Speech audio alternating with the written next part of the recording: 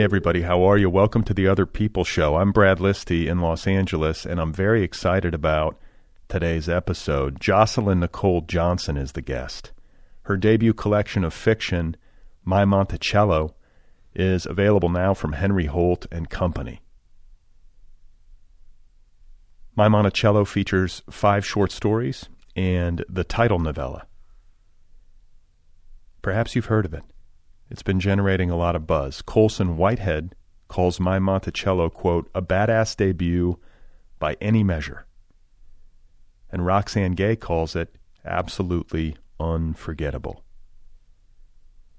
This is another remarkable book, and I'm so excited to have caught Jocelyn Nicole Johnson at this moment as she makes this incredible debut. That conversation is coming up. Today's episode is made possible by the Feminist Press, publisher of the debut novel Margaret and the Mystery of the Missing Body by Megan Milks. Margaret and the Mystery of the Missing Body reimagines 90s adolescence, mashing up girl group series, choose-your-own adventures, and chronicles of anorexia in a queer and trans coming-of-age tale like no other. Margaret and the Mystery of the Missing Body is an interrogation of girlhood and nostalgia, dysmorphia, and dysphoria. It's a debut novel that puzzles through the weird, ever-evasive questions of growing up. Autostraddle calls it, quote, a delightfully weird and very queer reimagining of 90s YA nostalgia. And Booklist, in a starred review, calls it a totally accurate feeling account of the chaos of growing up. That's Margaret and the Mystery of the Missing Body by Megan Milks, available from the Feminist Press. All right, so before we get going with today's conversation, I do want to deliver another quick book update. I have a new novel coming out in May of 2022. It is called Be Brief and Tell Them Everything. And if you're new to the show, I've been talking a bit about the publication process in recent episodes, as there are many writers who listen or aspiring writers who listen who might be curious about this part of things when it comes to getting a book published. Obviously, you write the manuscript, you then hopefully sell the manuscript, and then there is this fairly long and somewhat nebulous process that you go through on the way to actually seeing the book into print. So that's where I'm at. And right now, I am like at a juncture that I suppose you would call the Galley Stage. And for those of you who don't know, a galley is just an advanced copy of a book. It's also called an uncorrected proof. And this is what publishers send out to book critics and journalists and other book media people in advance of publication, hoping to get coverage. It looks just like a paperback, like that you would buy at the store, like a trade paperback. And just yesterday, I received the e-galley for my book, which was kind of a surprise, like the Monday after Thanksgiving. But, I guess my publisher was busy over the holiday. From what I gather, physical galleys are in production this week, and then they'll go out in the mail to various people shortly thereafter. So, in a material sense, what does this mean for me? What it means is that I got to see my book's interior for the very first time. And, it was exciting. Granted, it was digital, but it was the book. It was the words on the page as they are going to appear when the book is in print. It was typeset, and it was nice to see. And most importantly, I like the font, like the body text, like the main text of my book. I like the font. I was concerned about this. I get worked up about fonts. I was probably worried more about the font than I was worried about anything. Because, I was thinking to myself, what would happen if I hated it? They do all this design work, and then they show it to me, and what if I don't like the font? Then I've got to get into an awkward conversation about that, and they've got to redo it, or maybe they won't. You know what I'm saying? It was kind of stressing me out. And it's a strange thing with me and fonts, and I think I'm not alone in this. I think a lot of writerly people care about fonts.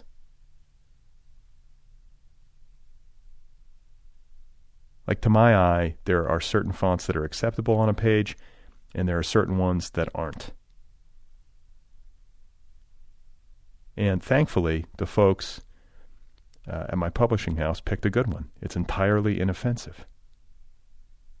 It looks like a book. It looks like a book is supposed to look, in my opinion.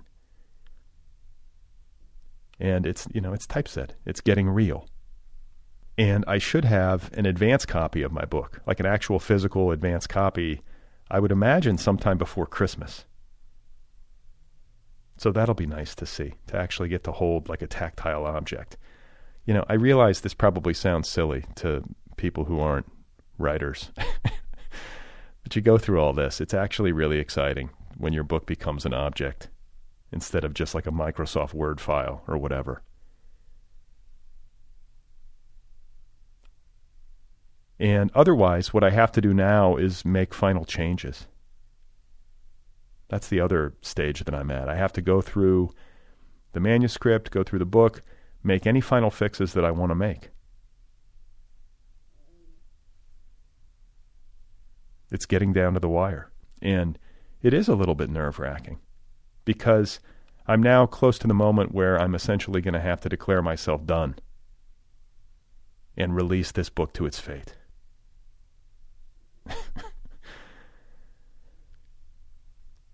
You have to let it out the door. Let it go.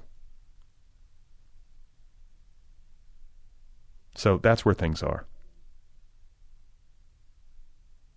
That's the latest. And it's exciting. Once again, the novel is called Be Brief and Tell Them Everything, due out from IG Publishing in May of 2022. If you're listening and you're a book critic or a journalist or a blogger or a literary podcaster or some such, and you would like an advanced review copy of the book, just email me at letters@otherppl.com. Okay? So my guest today, once again, is Jocelyn Nicole Johnson. Her electrifying debut, entitled My Monticello, is available now from Henry Holt. It is surely one of the more acclaimed debuts of the year. Jocelyn Nicole Johnson's writing has appeared in Guernica. It has appeared in The Guardian and elsewhere.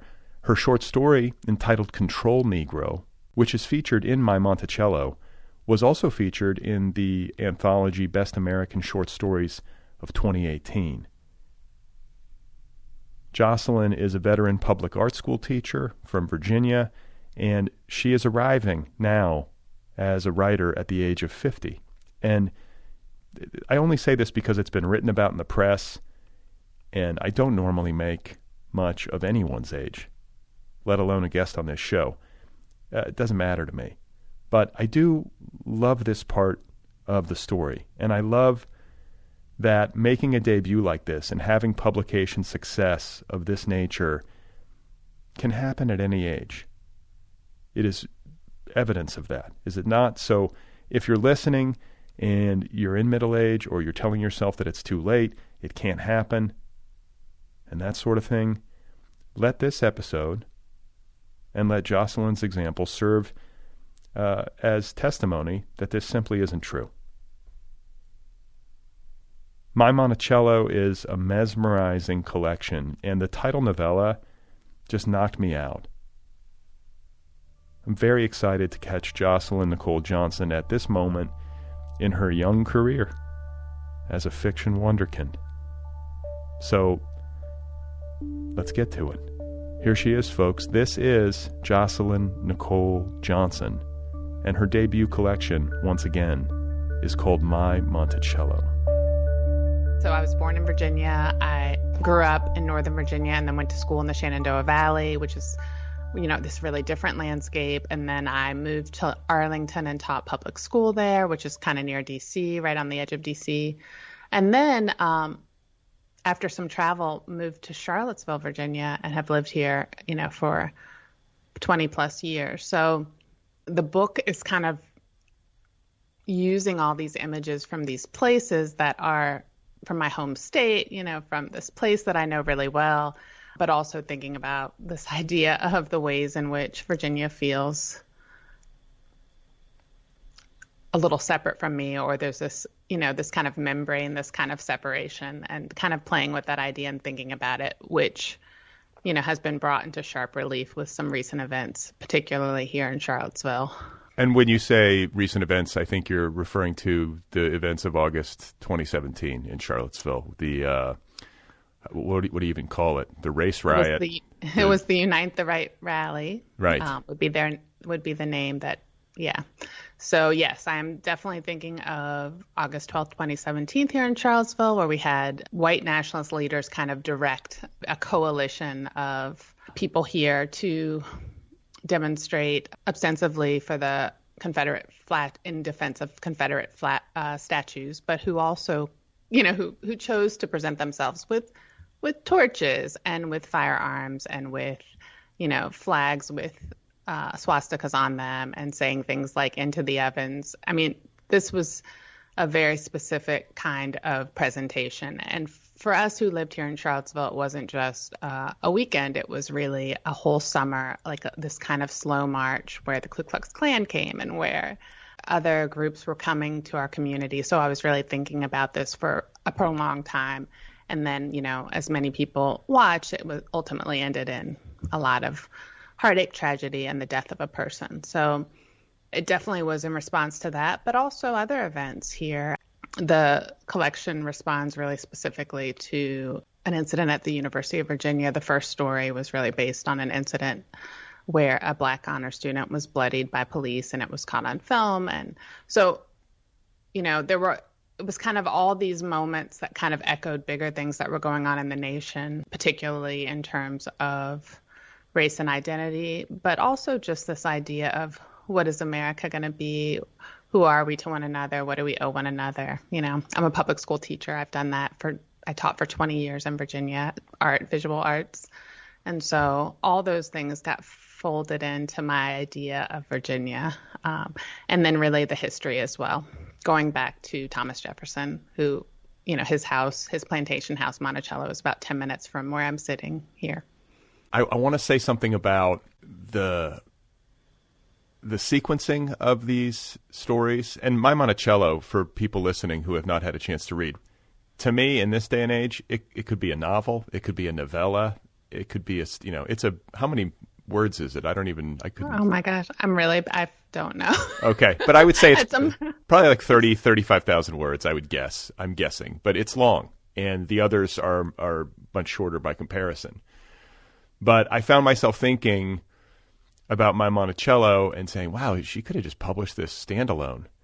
And then I found myself thinking, actually, no. Like the power of the collection is that you have these, I want to say 5 short stories that precede it, each one of which captures something in Virginia that is thematically related. They're all of a piece, these stories, but they're building to something. You're showing, correct me if I'm wrong, but this is my take on it, having just finished the book this morning, is that you're showing kind of the seeds or what preceded my Monticello, the story. Do you know what I'm saying? And then you get really expansive and you take us into the near future.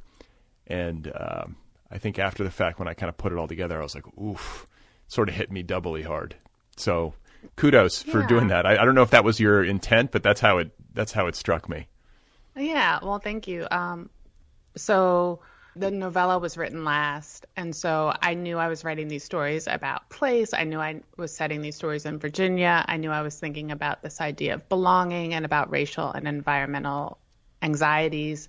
And so by the time I got to the novella, which was the last piece I wrote, I was pulling in threads from all the other stories. I kind of knew loosely which stories would be included. There were other stories that were in consideration that I didn't end up including in the collection. And so I was really pulling threads and even pulling like moments. Like I think there's one line in the novella, which is an echo of the title of the story, Virginia's Not Your Home, for example. And so it kind of becomes, I hope that it does. I love that about short stories, how they kind of every little detail reflects on every other thing in the story. And so in the collection, this is my first collection and I want it to be like a concept album. So it definitely everything's pointing to everything else. It isn't just showing I can do all these different things. It's saying this is all circling around. It's like this constellation around these ideas and different ways to look at it and different voices to look at it and different maybe contradictory truths within it too, and so that it's not, it's me writing to figure out, it's me writing to think about something. And then the novella, I do think, because I wrote it last, I was pulling in those moments of the estrangement of, an immigrant, like in the story, The King of Xandria, or the environmental anxieties of the mother and buying a house ahead of the apocalypse, or the questioning of America's promise from the first story, Control Negro, and so forth. So I do think they work together. It's got to be, this is a book that's very much, as I think we were discussing earlier, about having a real sense of rootedness in a place. You were born and raised in Virginia, have spent your life there, are raising a child yourself there, I believe. And with the events of, August 2017, in mind in particular, to suddenly feel like, well, wait, how much is this really my home? That's kind of a question that's gnawing at you in this book, correct?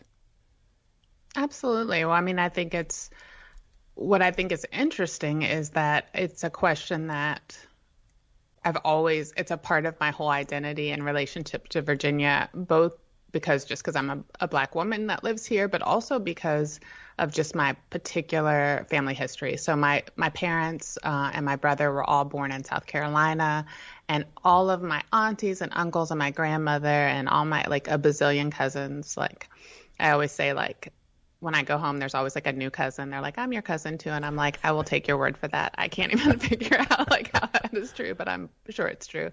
So I have this, like, I always had this dual idea of home in a way, just because my parents, even though they moved to Northern Virginia kind of very aspirationally for jobs and so forth, they, like, home was South Carolina, but then home was also Virginia. So there was this kind of, we drive 10 hours home to South Carolina, and then we drive 10 hours back home to Virginia. And that's continued. They're retired now, and it's still true. They're my neighbors now. They've actually moved to Charlottesville, and they still drive back to South Carolina. It's a little bit closer now, and so that idea was just kind of baked into just my own personal history.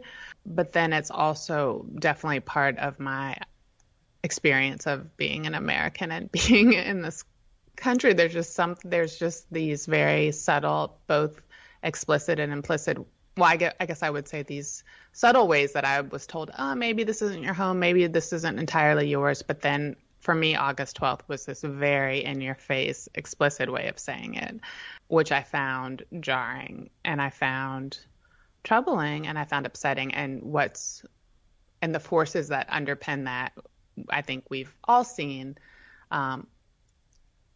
just kind of come into the world in a new way, or be renewed into the world in a very specific way. So that was like a precursor to, the storming of the Capitol and some of the tensions we're seeing all over the country and indeed all over the world right now. Where were you on August 12th, 2017, when the Unite the Right rally happened? So in the months leading up to it, I kind of met with this group of people every week, and we were talking about what to do and how to respond. And so I really had a lot of time to think about what I wanted to do. If I wanted to go to the downtown mall, which was kind of the epicenter of it, which is about a half a mile from my home. If I wanted to go and like kind of provide, like, I knew people who gave medical supplies and food and like just kind of help the counter protesters. I knew people who were like, I'm never going down there within that group. So I decided not to go down there. I was here at my home with my son. My husband has an office down there, and he actually went down earlier in the day. But all day, even though I didn't go down there, I was absolutely there in this sense. First of all, my yard is so close to the downtown mall. There was like a helicopter. You were talking about Brad helicopters in LA. There was a helicopter circling, watching this. And so we could hear this helicopter, and it just gave this sense of like a war zone in our community. So you could hear this helicopter all day. I was social media, I was watching and hearing reports from friends and neighbors who were both at the event and even people who were in their communities, and they were sending pictures. Oh, look what people left in our neighborhood, in our traditionally Black neighborhood. Look at this propaganda they left scattered around. Or I'm driving on 29 and there are people with machine guns in the parking lot of the old Kmart, about to come into town and so forth. So there was this kind of constant barrage of very immediate news from people I knew. And then there were calls from all over, from my family and other places saying, are you okay? Are you okay? Are you okay? All day. And so all day we were just kind of barrage. And then my husband, actually went downtown briefly and then came back and was like, oh my gosh, it is so terrible down there. It's really, really bad. And, at one point I wrote an essay about this for Guernica, but I was supposed to take my son. He had like a violin lesson, like just in a neighborhood really close. And, I got a call saying, well, there's a car that's being stopped by police, like between here and there. It was like, we were like hemmed in by this violence, even though we didn't choose to go there. It was still so present in the map of Charlottesville. So there was this sense of just foreboding and danger. And then at some point the helicopter stopped. We couldn't hear it. And we were like, oh, maybe things are calming down. And then we learned that it had crashed. And then we learned that Heather Heyer had been killed. And, it just kind of just was a very, very intense day. Wait, the helicopter crashed? Yeah. So there was a helicopter that was monitoring everything, and they just had some sort of issue and they crashed, killing I think 3 people. It was either 2 or 3 people on board, the police people. Damn. So it was just like a really stressful, it was like so terrible. It was just a really bad day. Yeah. And I mean, I think we all watched it from afar in horror. And what I found myself asking was, where did all these people come from? And I'm sure this is in the historical record, but it's like this wasn't just people from Charlottesville. This was people from all over that descended upon Charlottesville. Absolutely. And in fact, it was people from, I think, all over the country. I mean, it was a really broad group of people. And I think a lot of those people were identified from photographs and from, we're actually having a trial right now for the organizers. It's happening right now in Charlottesville for some of the organizers of that event as to whether they should be held responsible in the sense that there was a lot of talk within the organization leading up to it about that seemed to be, or I guess the charge is that they just really were encouraging the violent part of it, or at least not discouraging it. I mean, it was violent by design. It wasn't like accidentally it became violent. The violence felt like it was so central to the way the protest would go, and that's how it went. So you had a sense. It sounds like you're an activist, or like you said, you were meeting with a group in the weeks preceding this rally to sort of get ready and plan, and you knew what was coming, at least in some sense. So I will say I'm like the worst activist. The only thing I'm worse at being an activist is being a historian. I'm not like an activist with a capital A. I'm like an activist with a little a. I'm like the person who's feels responsible to go say something and try to make things better. But I'm not the person who's planning the counter march or is at the front of the line. I'm really thinking about, and I was in this whole time, what is the reasonable response and what is my responsibility and what is the right thing to do, and really struggling like all over the place with what that was, and not feeling like I knew the answer of what was going to be right. And I think writing this, that story in particular, my Monticello, the novella, was me thinking about all those questions. Like, what is a community to do when that happens? Because there were plenty of people who would say, oh, if no one had counter protested, just going down there, that is the actual problem. And that doesn't feel right to me.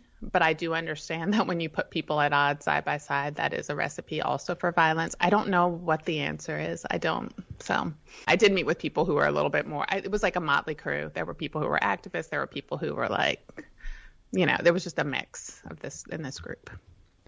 I was listening to something just this morning. It wasn't like political or, related to any of this, but the guy happened to be recalling somebody who was like an activist, but was also like a nonviolent kind of pacifist kind of person. And there was a big protest, and it was the same kind of situation, where you have opposing groups in the same space, outdoors. So it was kind of a tinderbox in that way. But this guy went down there with like 2 golden retrievers, and it it created like a zone of peace around him because everybody liked the dogs. Do you know what I'm saying? And I was like, oh.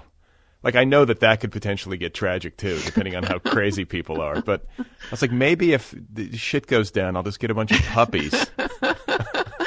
Puppies would help.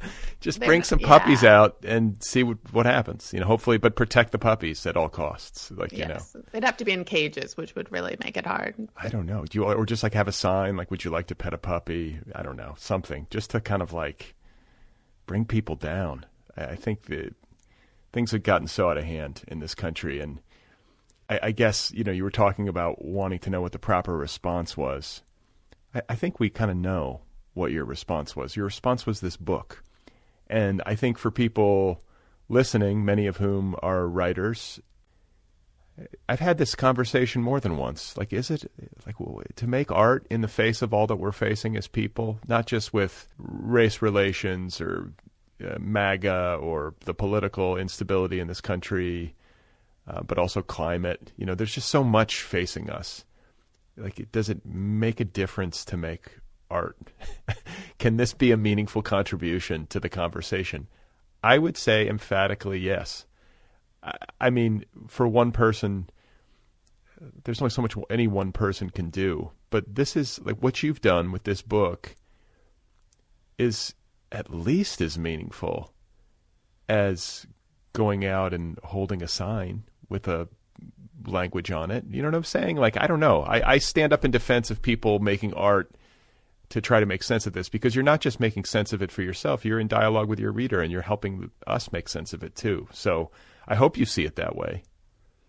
Yeah, I think that is a really good question, and I don't want to overstate the importance of it, but I do think the stories that we tell ourselves about what has happened, what truths are, I don't think the truth. I think there are truths. There are multiple truths that come in concert with one another. How we see ourselves, what we think of as virtuous, what we think of as freedom, all of those stories that we tell ourselves are so important to how we behave in a common space.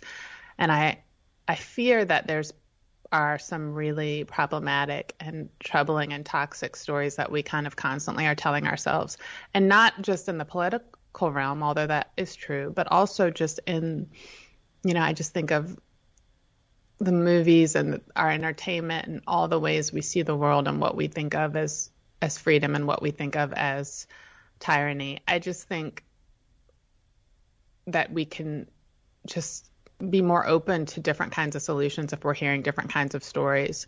So I have hope in that. I'm wondering if all of the stories, the short stories and the novella in the book, were they all written after August 2017 in Charlottesville, or were some of them written before?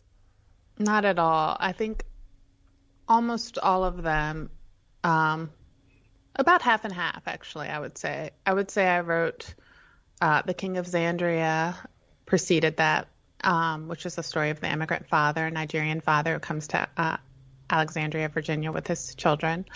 And Control Negro I wrote before August 12th. That was, as I said, related to an incident at University of Virginia that happened in 2015, and I think I wrote it about a year later. But the other 3 Virginia is Not Your Home, that was before as well. And then the other 2 stories, so Something Sweet on Our Tongues, the one of the school children, and Buying a House Ahead of the Apocalypse, that was written after. We were a little closer to apocalypse by then. Yeah, I was going to say, Buying a House Ahead of the Apocalypse feels very sisterly to my Monticello. Yeah, I think that I wrote that directly preceding, or I was working on it at the same time. And that was really, those 2 are the last ones. I finished the novella last, but I wrote that in that same period of time. And much has been made not only of the quality of this debut. There's a lot of great, big name blurbs, a lot of press attention and rave reviews. They've also, I feel like the media has also made a to-do of the fact that you're making your debut at age 50. And I just want to say for people listening, I am looking at Jocelyn right now. You truly look like 28 years old. I don't know what you're doing, but once we finish this conversation, you're going to have to share whatever secrets you have. So anyway, I think it's a nice thing to highlight, because I do feel like there's a lot of dread that can afflict creative people and writerly people when they feel like the time has sort of gotten away from them, or they're never going to get their chance. Like it's sort of like, they miss their opportunity. But here you are, debuting in fine fashion, and you wrote this in midlife. Absolutely. Like, I think that for me, it's just interesting because someone said, well, why did it take you so? I think someone asked me, why did it take me so long? And I thought, I've been doing the same thing since I was 7 years old. And I was like, why did it take you so long to interview me about it? There's a way in which I have been basically drawing and making stories for a super long time, and more seriously in the last 20 years, so since I was about 30. And, sending out stories to literary magazines, and then going to a workshop like Ten House in Portland, which is amazing, and, getting an agent through reading something there, and then that project not ending up selling, but making a project, putting it out in the world, submitting it. And then I want to stop you. What was this project? Was this a novel or another story collection or something? Or so it was a story collection, but I developed it with an agent. I actually had someone who was scouting at Ten House. So she had come there on behalf of her, fancy New York agent person, to find talent. And so she heard me read this piece of a story and said, oh, I really think that's interesting. Are you interested in having an agent? And I said, sure. And she said, do you have something you're working on? I said, kind of. I had like a couple stories, and much like this, it was this kind of constellation of stories about that took place in a school, and it had these different voices, and so I developed it with them, and I ended up not selling it, and I didn't stay with that agent, but I remained close with the person who scouted me, and she is still like an advocate for me, like through the second agent I got. So I wrote a novel. Like a coming-of-age novel. I found a second agent on my own. We submitted it. We had near misses. We had, we worked on it for a really long time together, and ultimately it didn't sell. And we didn't break up with one another. We kind of just lingered about. We liked each other, but we didn't have a project. And then I wrote The King of Xandria, I think. And then Control Negro really is when I was like, this is what I'm going to do. And I had this sense of just very clear intention that I was going to write a story collection that was, adult-centered, literary, but with, little sprinkles of other genres in there as well. And I kind of had this sense of, pinpricks in a map of Virginia, and I was going to have these different characters. I kind of saw what I wanted to do, and she was a great agent, but she's like, that's not my thing, And so I said, that's totally reasonable, but I need to find someone who's super excited about the thing that I want to do. And so because I already knew that there was no guarantee, and having an agent was no guarantee to being published, I had a little bit of fearlessness in a sense, because there was nothing to lose, because I'd already failed a bunch of times. And so there was a way in which I thought, I want to find people that are super excited about this. And if it's published by a small indie press, that would be awesome. I want to make what I want to make. And we'll see what happens. And if nothing happens, that's fine too. And so when Control Negro, that inaugural story, came out in Guernica, and Roxane Gay tweeted about it, I wasn't even on Twitter, but someone I think called me and said, do you know that Roxane Gay just tweeted about your story? And I said, wow, that's huge. And then she ended up being the guest editor for Best American Short Stories the next year. So I absolutely submitted that story, and it actually, became part of that collection, which was really big, because that's a collection that a lot of people teach from and a lot of people read. It's something I'd read in the past a lot of years. I'd kind of collect them. And so that gave me a little bit of clout and energy and juice to to say this could be something, because short stories, as your listeners probably know, and as you probably know, are not like the sexiest thing. It's like people don't think short stories are that great, especially if you're an unknown writer like myself. They really want you to come out with a novel. That's kind of our standard for introducing yourself. And I thought, well, this is my thing and I'm going to do it this way. And I found a great agent who had, come out with short story collections that were from debut authors that I thought were really exciting and wonderful. And we worked together, and then we sent it out in the spring of 2020 during the pandemic. So I got sent home on March 13th from school, and then I was teaching online, and my teaching duties had been really diminished. And I said, I'm going to finish this novella. I had finished it, but I'm going to polish it and get it ready to send out. And I just that's what I did. And that summer we sold it to Henry Holt. The whole collection. The whole collection. And we didn't know if someone would say, we just want the novella. There were people, I talked to a bunch of different editors who were interested in the work, and some of them thought that it should be split up. Some of them thought it should stay together. No, it should stay together. You made the right call.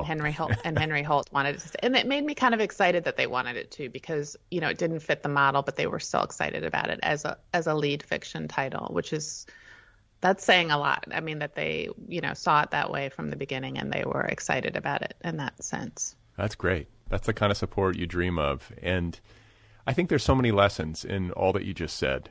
First of all, this resilience and this persistence. Where does that come from for you? And did you ever think about quitting? A lot of people do when they get the no's. A lot of people do when the first agent doesn't work out, or an agent says, you know what, whatever you're working on now, I like you, but this isn't me. There's a lot of resistance on the way to publication. How did you fight through that? Where do you get you must have some self-belief, right? You believe in your project. I do think I'm persistent. I'm kind of proud of myself that I didn't give up. But there's two things. One is that I really do like writing stories, and I was writing them for a long time before I was trying to really be published. I had like a blog from when I traveled around for a year with my partner before we were married. I had a blog when my son was born. I wrote essays and did local things. I had other smaller things. So there was just enjoyment in doing it. And I had a writer group that I was responsible to. And so I already had this sense of just, I like doing this. So that's A. And then B, I did want to give up just because it's kind of heartbreaking. I mean, I think people say you can't be published if you don't try, if you don't put yourself out there. But there is a cost to being told this isn't good enough or we don't want it.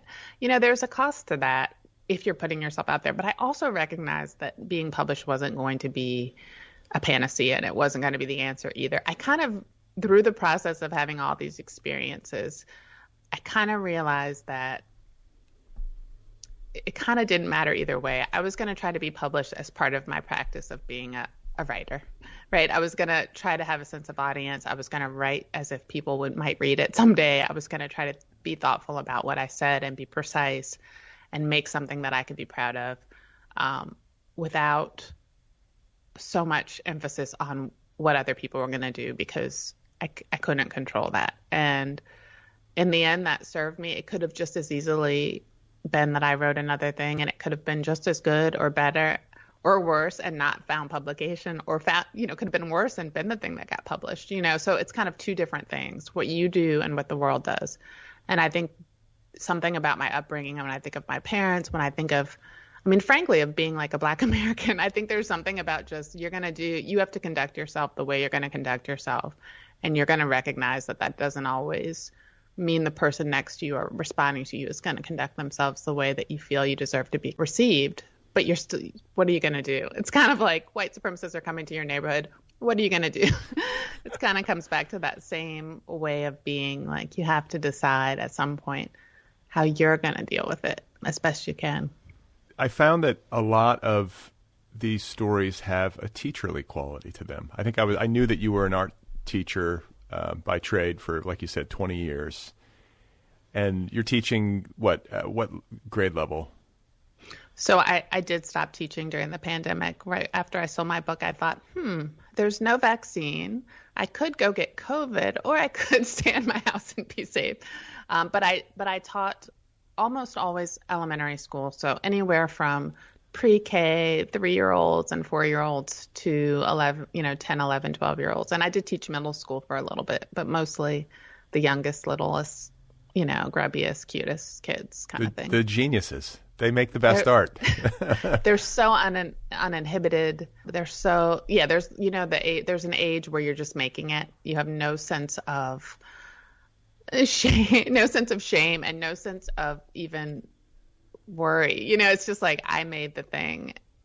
I love that age. And I think it's a really nice time to first talk to someone about art, before they have a lot of self-consciousness or stiffness about it. Right. I was going to say, there's got to be a lesson in that. You're probably getting inspired with these students handing you, like, they're not worried at all. And here you are, like, hand-wringing over your manuscript. And they're just like, and they make I don't know. I love my kids' art. Like, I'm not a hugely sentimental person, but I do find myself, like, photographing and archiving my kids' art because it's just the best.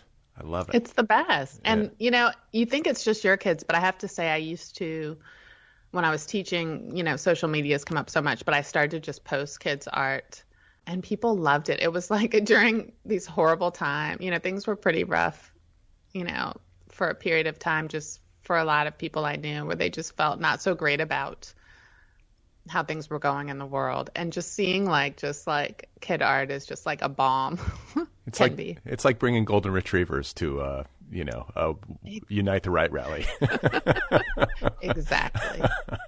So there's something teacherly about these stories. I don't know if I guess I would have picked it out had I not known that about you, but I guess you must be conscious of this, that there's school and teaching is filtered through all of these stories. Yeah, I think I'm not always conscious of it at every moment, but certainly that is that's my frame and that's my go-to in a lot of ways. So yes, in the story of the King of Xandria, even there's a father who is basically, an immigrant from Nigeria who's kind of undocumented in the country, and his child is going to school, and he's thinking, he's interacting with the school kind of as this proxy for what this new city he's in is, and what this new country he's in is, and how they see his son and how he does. And so I think schools are really, my experience as a teacher just is going to come through. I think when you write, what everything you need all the things to try to create this world. One really funny way that I thought about teaching in the collection was in the novella, my protagonist, Anasia, is studying to become a teacher.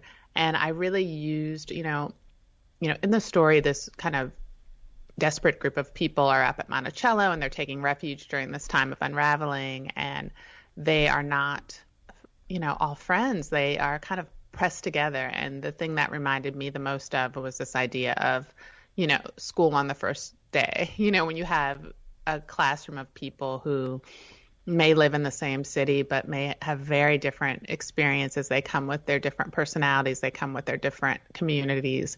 And teachers are kind of tasked with creating a classroom community that serves all those people and where everyone feels comfortable and where they can learn. So I used the idea of kind of the first day of school as my characters create, this list where they kind of decide what they're going to do for one another and how they're going to conduct themselves. So that was very much stolen from the first day of any public school that you might go to. Any good teacher knows, kind of create this. I could almost see the whiteboard in the background at Monticello, right?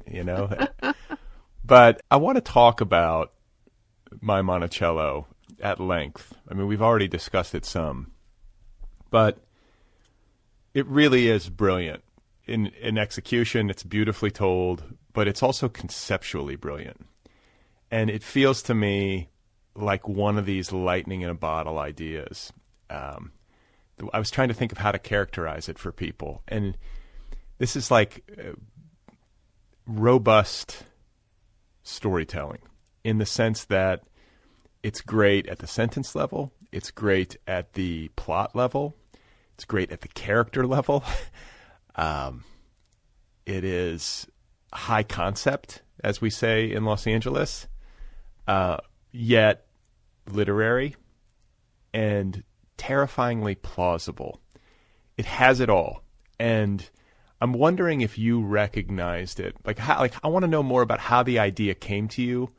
And you must have been so excited in writing this because it's such a good idea. You must have been like, oh God, this has got everything in it. And, I could go on, but it's really, really great. And I know, having tried to think of such ideas in the past with no luck, it's hard to land on one of these.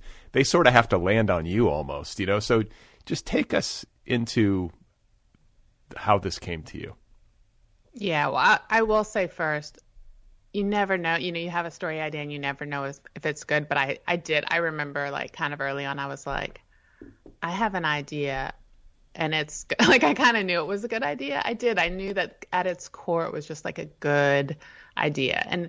And by that, I mean, just the driving energy of it was going to pull. I could think of all these things that could happen and all these things that could be pulled into it. And that was really exciting, but it also kind of came from this dread, right? So going back, we talked about the story was a reaction to August 12th in Charlottesville.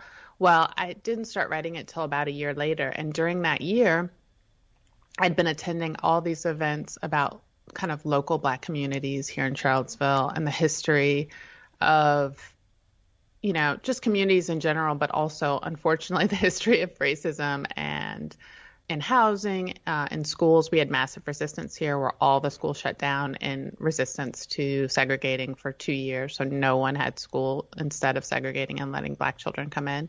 And then it kind of just kept going back until we got to the time of the Founding Fathers. It kind of got back to, the slave auction that was in front of City Hall, and then going back to Thomas Jefferson and Monticello. So I was starting to kind of tie this very specific local event that I'd experienced, this traumatic event in August 12th, 2017, to the past, right? And so I was starting to think about it. But what really was the spark of this particular story was I went to an event that was about Sally Hemings, and someone stood up in the audience at the end of the event and was introduced as a descendant of Thomas Jefferson and Sally Hemings. And it was a woman who lived here. And they didn't say much more about it, but I literally saw her pumping gas 2 days later. I think when you see someone, then you see them everywhere. It was she was like this. I was like, that's that woman. And then I kept thinking about, it just made me think about people live here who are intimately tied. People live here in this community that are intimately tied to this history. And what does that mean? And how does that relate to me? And so that's when Monticello in particular kind of got woven in my imagination in relation to this idea of race relations. And so I was thinking about what the past is, what the legacy of that past is, what the present is, and then what would the future be? And then so it just became a matter of this cautionary tale. If we do nothing, if this continues, if this grows, if the people emboldened to come to Charlottesville in 2017 and say, ours, and say, this town isn't yours, you don't belong here, then how will that look in the future in relation to how we treat our infrastructure, what communities are invested in, how we treat our planet? All of those things to me are connected. And so then I was pushing it forward, just nudging it a little bit into the future and thinking about the idea of what could happen. And so that's where all those pieces came together. So in the story, the teller is a Black imagined descendant of Thomas Jefferson and Sally Hemings, who's grown up in town. And her name is what? Denisha Love. Denisha Hemings Love. Yes, Denisha Hemings Love. And so she becomes the teller. And then I don't know, from there, I had a lot of energy and a lot of ideas. I always love a neighborhood, a chorus of people. And so I really used my own neighborhood. I live in Charlottesville, and First Street, the street in the story, is right around the corner from me. So it's where I walked my dogs for the past 20 years. And when my child was little, I'd push the stroller up and down, and I teach students that live in that segment of housing. And so it's where I've waved at students over many years. So I had this really kind of peripheral but intimate relationship with that community and with the neighborhood, so I could draw on all the kinds of houses and the kinds of people I see and imagine what it might be like and what it might have been like in the past and what it could be like in the future. And so I really was drawing from things that I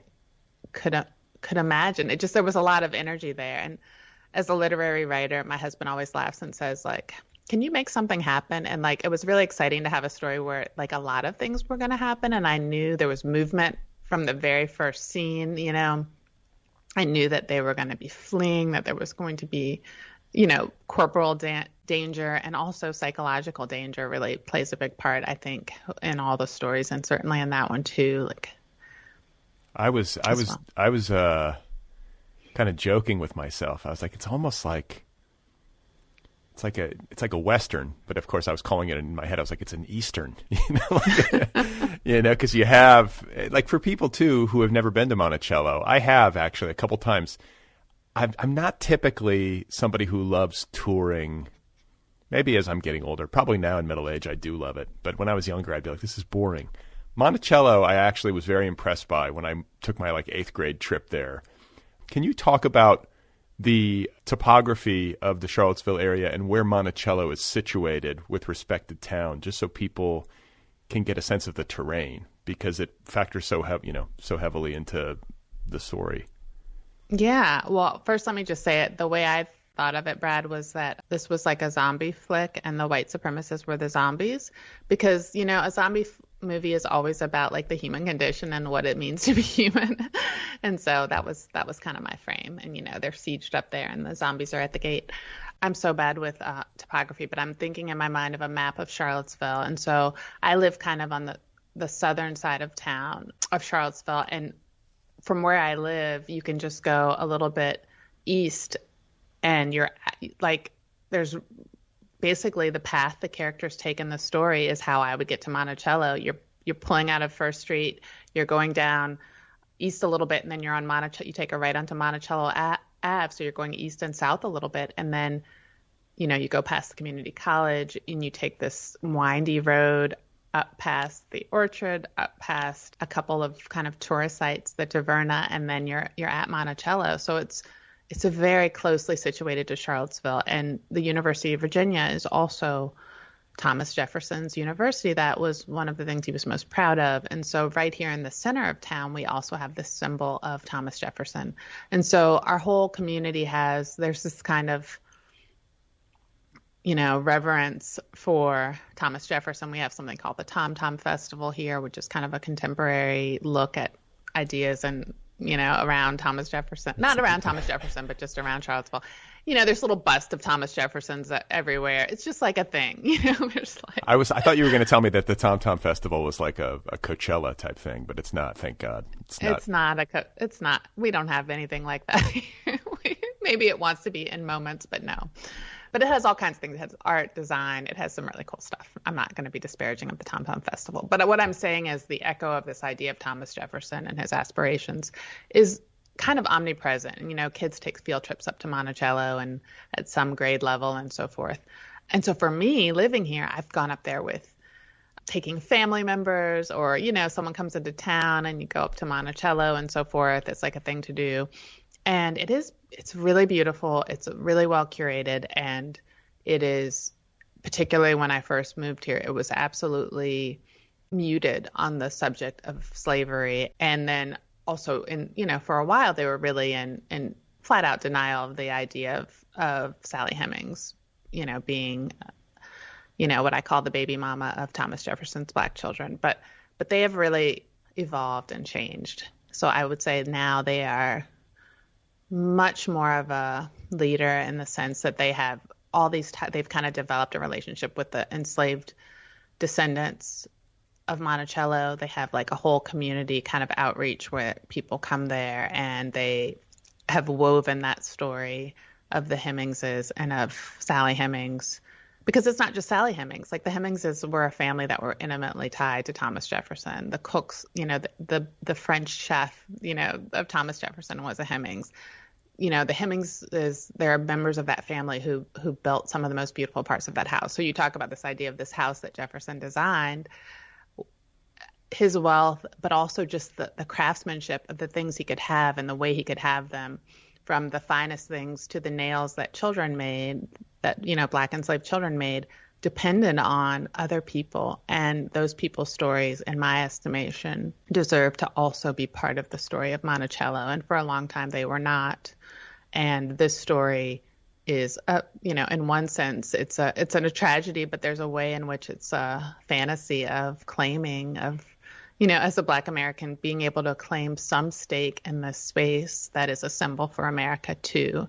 And if not a descendant of Thomas Jefferson and Sally Hemings, the person who designed a place and the people who made that place possible in so many ways, if she can't claim it, then who might be able to? Who else but her? Yeah, I mean, I think one of the great things that this story does, maybe among the most powerful things that it does, is it makes real to the reader what a powerful symbol of America's terrible and complicated racial past Monticello is. You weave some of the history into the story. It's not super heavy on history, but it finds its way in there. And some of it was news to me. I was or it was a reminder. I had read, I'm sure I'd read somewhere once that Sally Hemings was 14 when she got together with 41-year-old Thomas Jefferson. Not only that, Sally Hemings and her mother and siblings were given to Thomas Jefferson as a wedding gift by his father-in-law. His wife's father gave him these slaves it was a set of steak knives or something. I think is that how absolutely. I said a dinner plates, but yeah. Yeah, so or it's something, something like that. I mean, you're just and it's just. And then this question of do you think she loved him? And I want to say Naisha says in the story, she's like, how could you possibly love someone who has that much power over you? Right? Am I misremembering? Yeah, no, all of that is true. And the thing that really got me, that I learned from taking so many tours, I took a lot of tours at Monticello because I wanted to understand Monticello through the story it told itself, because that's what Denasia would know. She's worked there as an intern, so she's hearing what the docents say. She's hearing her family story. She's not a scholar about Monticello. So the thing that got me was that Sally Hemings was, she was half sisters with Martha Jefferson. So in other words, Martha, Thomas Jefferson's wife, his white wife that he married and had children with, her father was also Sally Hemings' father. That's crazy to me. Yeah. Her father basically had children with one of his slaves and then gave that family of slaves to them as wedding gifts. So this person is Martha Jefferson's half-sister. And like you say, that's crazy. Yeah, imagine having a white sister who's free and privileged in all these ways, and you're her slave, and vice versa. Imagine being, it is, it bends my mind to think of how all of this was just normal. Thomas Jefferson, who's, for most of my lifetime, like you said, when I visited Monticello back in 1988 when I was in 8th grade or whatever, there was no talk of the Hemingses. None of this stuff was in the dialogue. All of this is recent, these changes.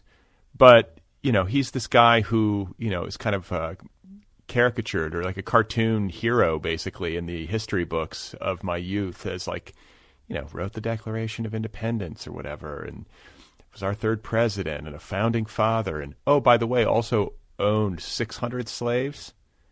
Right? Over his whole lifetime, yeah, he had 600 in total. Yeah, and then kept a 14-year-old baby mama, and had how many children with her? So she had 6 children in all, but only 4 lived to adulthood. So all of her children, the story goes that he basically promised her in France that any children she had with him would become free people. And that was a way to lure her back to Virginia because she could go free in France. She wasn't enslaved there. She went there to assist him. This was after Martha had died.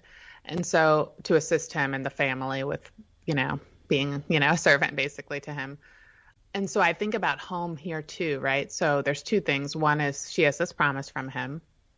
And two is all of her family is in Virginia.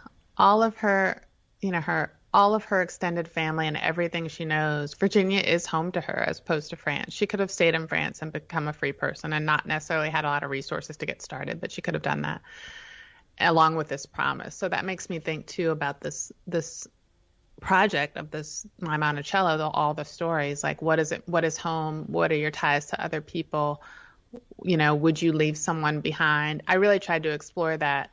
I think it's really hard to conceive of slavery as a white American or a Black American. It's really hard to conceive of, what people have to wager and how they have to make decisions. And I thought that was interesting for me and kind of dark to think about that in the novella and try to think about what you would do for your children, how do you manage an impossible situation, and how do you manage apocalypse both in your own life and in the world, so. And also just the complicated, like you always have to take things in context, historically, the times that they were living in. Obviously, slavery was happening all over the American South. It was the way of life. And somebody as brilliant as Thomas Jefferson is writing, in his writings, I don't know if it was his diaries that you were quoting. There's something. It was Notes on the State of Virginia, which is a book he wrote in like the 1780s. That's what I quoted, and the book he published. Yeah, but it basically, he's like, slavery is heinous and awful, and yet he also says Black people are inferior to white people, and the only way that this could like freeing them could possibly work is if we send them away, right? We separate the races. Yeah. So it's like, man, that's a jumble. I mean, and it's like, this is the guy who was, he was 24 when he wrote the Declaration of Independence. I think what's so troubling for people, or at least for me, for so many of us, is to consider, how can somebody be that smart and that dumb at the same time? Do you know what I'm saying? Like that cold and like that harsh, and also somebody who could be so eloquent on the subject of freedom and human liberty, and be like this polymath who knew so much about so much and yet so little about so much that mattered. I think there's a way that, I don't separate myself out from him in that sense. I'm neither as brilliant nor as terrible as him, but I do think that that's what people can do really well is you can be terrible. I can be terrible. Let's put it this way. I can be terrible when it adds to my comfort. I can be terrible and go, that's what that story, Buying a House Ahead of the Apocalypse, is about. Here's a character that sees apocalypse and she's like, man, we really got to prepare for this. I wish it wasn't like this. But also, I want to buy some stuff and have nice hair and have a nice house. I think we all make decisions in our world, the way we're interconnected, that have suffering on the end of them, and we continue to make them even though we have an inkling of suffering, because it's comfortable and because every system around us and every story that we're being told tries to insulate us from that truth and tries to distract us from that truth so that we can continue to do horrible things. I really unfortunately think that is how it is. And I think that he both recognized that it was a horror, slavery was, even if whatever, benevolent, not whatever, it's like not good. He absolutely recognized that, but also had to see the world through a lens that allowed him to still benefit from it, because it was the story of the day and it was providing comfort for him and allowing him to have the power and have the resources to do so many things that he wanted to do and enjoyed doing. Yeah, I think that's true. I guess I'm like, how can I live a life where I am doing the least amount of harm? I think I just got to stay in my garage here, just not leave. This is why writers we just get into our hovels and we're just like, okay, I'm just going to stare at this flashing cursor and try to do as little damage as possible. It's really hard. I have empathy for all the people. That's the public school side of me. It's like, I absolutely hold people to account, but I also recognize all the ways in which I'm failing and how hard it can be to do right in some ways, or I don't know. I hope the stories do that, where it's pointing at one thing, but it's also pulling us back around to ourselves and to each other. And it's all connected in this way that, and by that same token, an act of kindness, an act of repair, an attempt to do better, all that matters too, as much as all this harm, that takes place in the story. That's a good point to make, because I don't think this collection would be as effective if it were just like a diatribe. There's a lot of heart in it and human understanding. Maybe like this is a way in which fiction can be more effective than, say, a polemic or like a strongly worded essay or something, because it takes us into the humanity of these people. And, I wonder, I mean, I don't know. I guess like I think of Jefferson, like that's a pretty generous read on Jefferson. I'm wondering like, what would I actually have thought of him? You know what I'm saying? If I could have been in a room with the guy.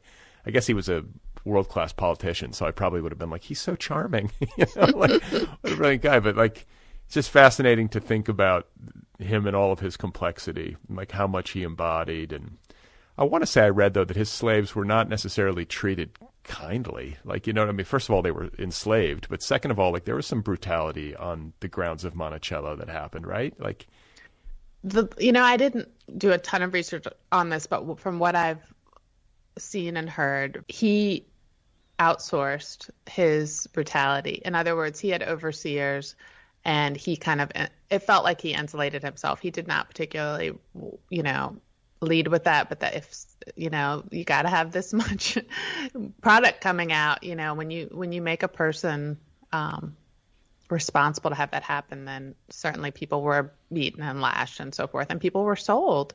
And people were certain. I know that after Jefferson died, he basically made, arrangements before he died to say, I really want this land to stay together. I want my family to have their wealth. He was in debt. The plantation was in debt, and he sold off a bunch of people. And so those were people who were sold from families, sold, to the South, which was not where people wanted to go.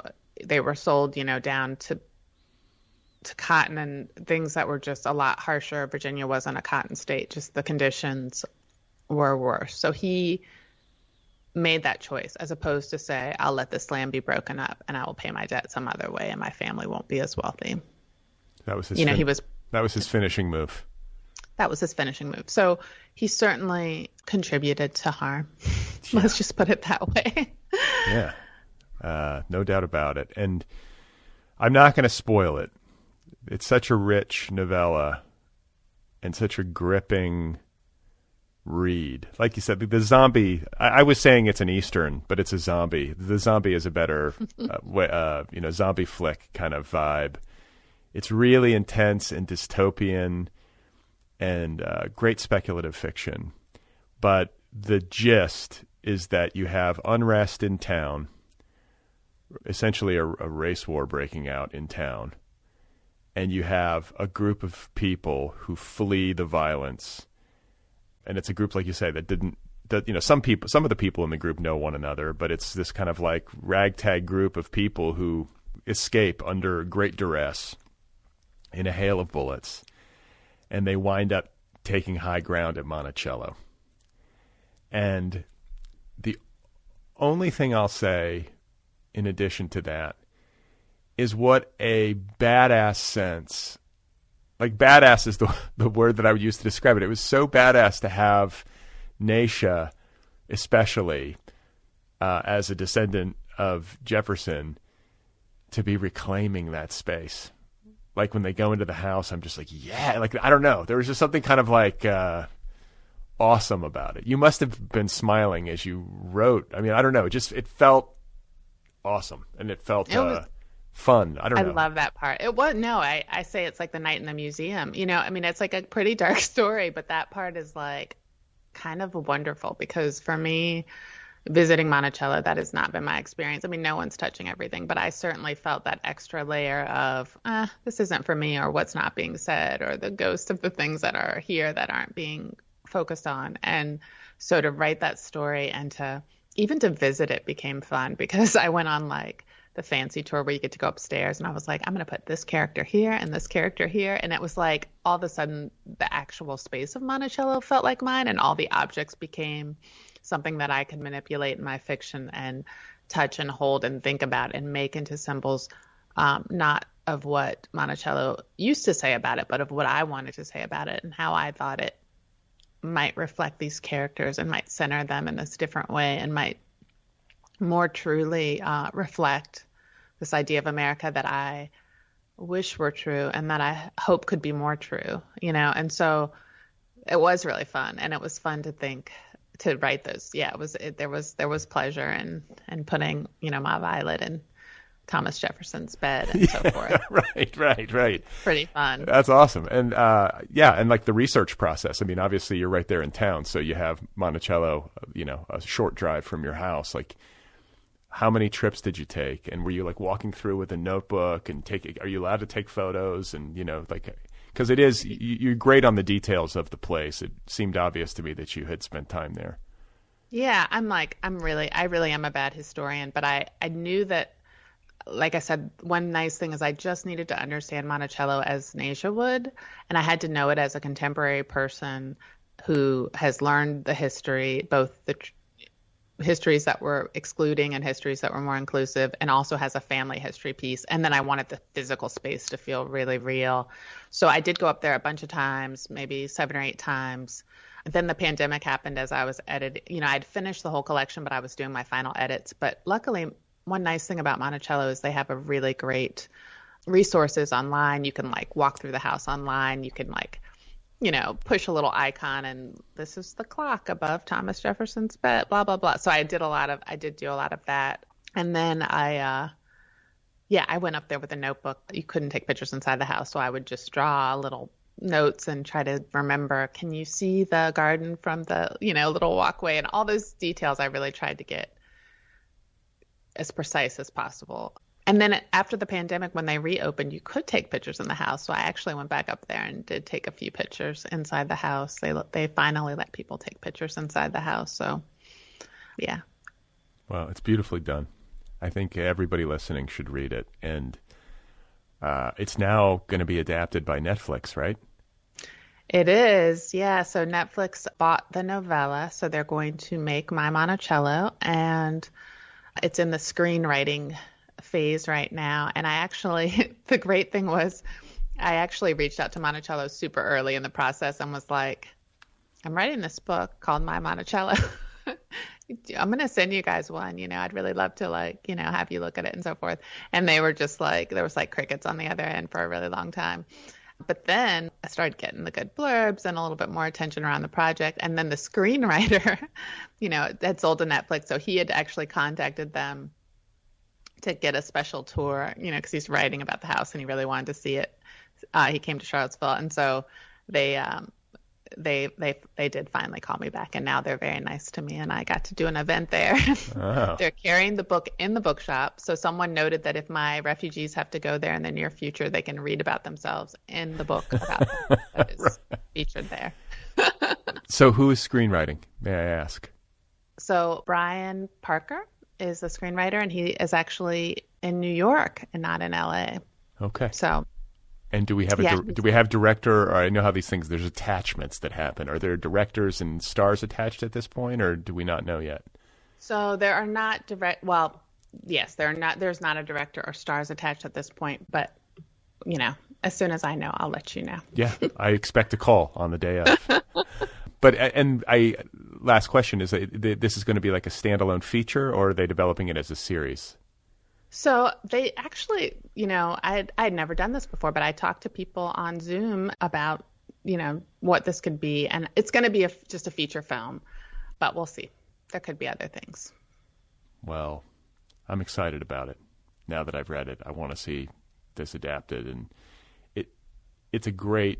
Not everything translates great to screen, obviously, but I can just see this being a really cool film, and I'm actually happy to hear, because I was thinking about it. I was like, I guess you could make a series about it, but you would really have to extrapolate. Like, you'd have to really build it out and take it in new directions that are totally separate from the book. But as a standalone, it's got everything you would need for a great film. So I'm going to be very keen to watch it when it comes out. And just huge congratulations. You must be so excited to have a book come out, period, but to have it get this kind of reception, especially as somebody who has been doing the work for a long time and who fought through all the different, rejections and disappointments that you fought through.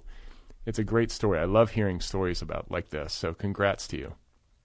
Thank you so much. And I have to say that the funnest part about it is my parents are just collecting all the papers. Like if there's a review in the Washington Post, they like buy out every Washington Post in the town and like call relatives. I'm like, what are you going to do with that stack of papers? And they're like, I don't care. I'm getting them all. It's really pleasurable. That's like really nice. Oh, yeah, exactly. You can see, you can be like, see, Mom and Dad, this is what I've been working on in my office, and let them have their fun, let them, what do you call it? You would know this as an art teacher. Why am I forgetting this? When you take paper and you case it in plastic. Paper mache? No. What you put it in plastic so it can't rip. It's like preserving it. Yeah. I do know, like not decoupage, but like, laminate. Laminate. That's the word. It's been a while. I was like, why was the word? I was thinking overhead projector, but these bits and pieces of my educational youth coming back to me. But yeah, I'm sure your parents could have those reviews laminated. They could have them framed. There's all sorts of things. When they could do paper mache, they could, they could make all sorts of art with them. So I hope you encourage this. And are you working on anything else? Yeah. So this is such a hard question. So I tend to like really build up energy around something before I work on it. And then I kind of need time to write a somewhat complete draft without a lot of interruption.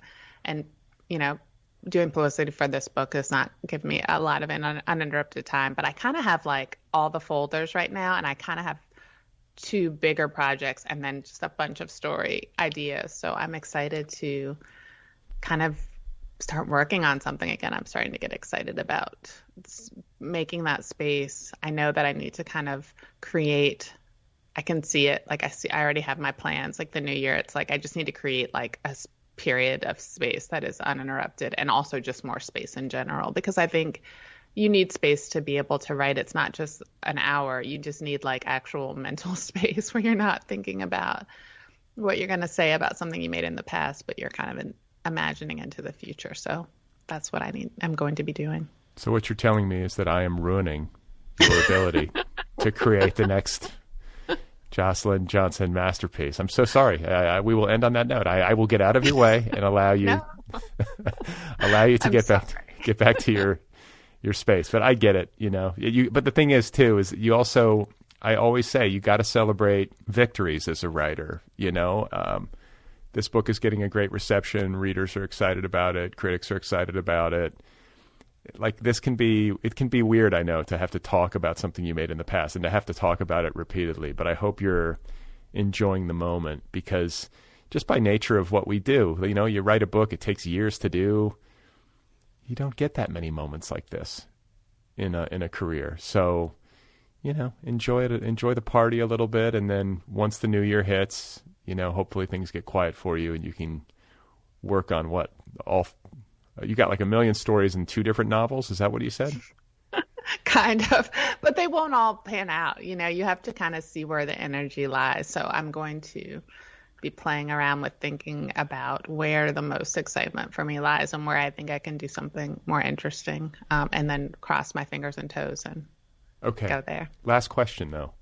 You say you have to build up energy before you work on something. I get that. Yes. I get that. Like I know writers who are like that. They sort of like have the whole thing in their head to some extent, and then they sit down to write. Is it like a note-taking process? Is it just internal? You're just thinking, and you get like an intuitive sense of when you're ready to sit down to write? Like what does it actually look like? So it's kind of both. So I start to kind of be like, there'll be energy around an idea and I'm kind of thinking on it, but then I'll get like little blurbs like, oh, this could be this or this could be this. And then I email myself. I have like a list. I have like a really long list. I'm a list maker.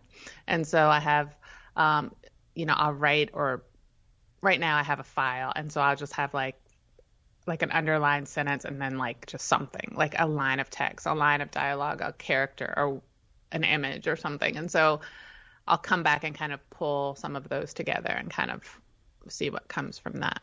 Okay. Well, I wish you luck, and I thank you for the time. It's been great to meet you and talk with you, and congrats one more time on this wonderful collection.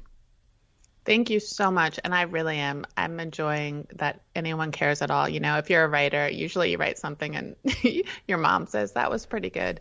And so it's an absolute pleasure to have people be interacting with something that I made. All right, folks, that's it. That's Jocelyn Nicole Johnson.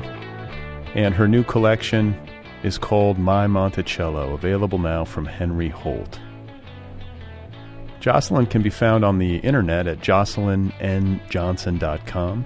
She's on Twitter. Her handle there is at JocelynNJohnson. She's also on Instagram. She's on Facebook.